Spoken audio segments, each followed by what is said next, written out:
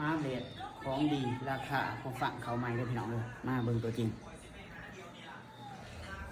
นี่เป็นเจ้าเว็บ110เลยพี่น้องเอกสารครบคือเก่าเนาะเบิ่งรายละเอียดโอ้มือสุดหยอดเลยแล้วใครบ่มาเว็บร้อยกับเว็บก็ได้พี่น้อง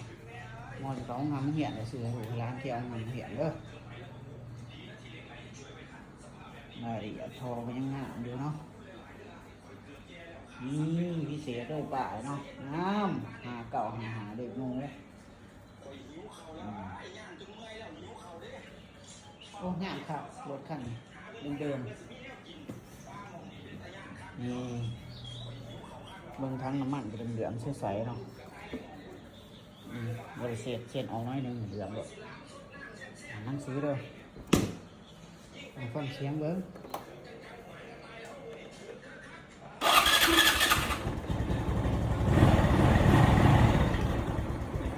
ฟังเสียงเบิ้ง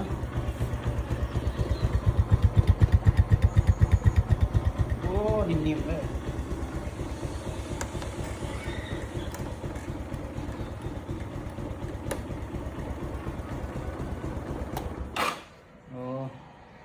นี่จะว่าใครต้องการนะพี่น้องยื่นทักทายสวัสดีรถจุดปากเซ่เฮาน้ำเลยรถคันนี้ประหยัดน้ำมันหัวสิบเนาะจัดไปเอกสารดอยเนาะจะมีสำนักไหนฝากกดติดตามนะพี่น้อง